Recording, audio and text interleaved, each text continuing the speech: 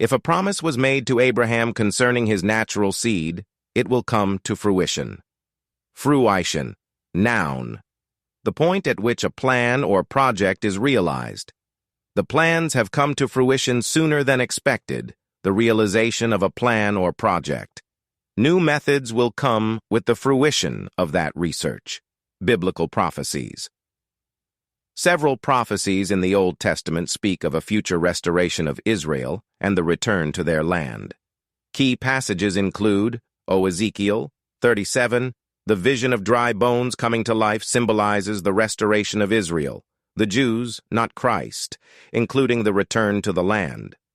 Amos 9:14-15, promises that God will restore his people, Israel, the Jews, not Christ, to their land, and they will never again be uprooted. Isaiah 11:11-12, foretells a second regathering of the Israelites, the Jews, not Christ, from all over the world. Feast of Tabernacles, Sukkot.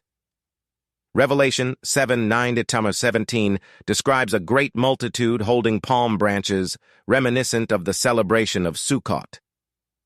Sukkot celebrates God's provision and the final harvest, symbolizing the ultimate gathering of believers and the fulfillment of God's promises. Restoration and revelation. Through this event, God's glory will be revealed among the nations, and the house of Israel will know that the Lord is their God.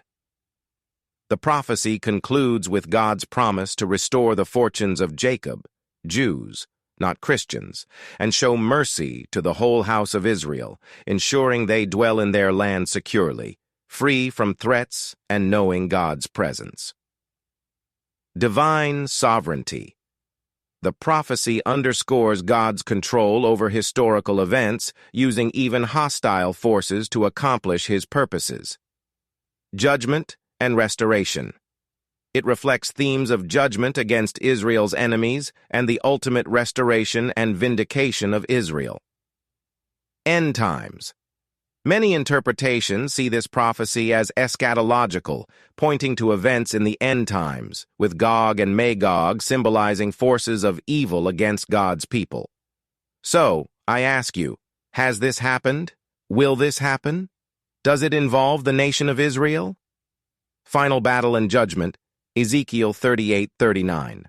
The prophecy about Gog and Magog involves a great battle and divine judgment. So, has it happened? Will it happen? Will it be against a nation of Jews? Israel? Ezekiel 38, the invasion by Gog. The chapter begins with God's message to Ezekiel, instructing him to prophesy against Gog, the chief prince of Meshech and Tubal. God states that he will turn Gog around, put hooks in his jaws, and bring him out with his entire army, horses, and horsemen, fully armed, along with a large assembly of troops from various nations, including Persia, Cush, and Put.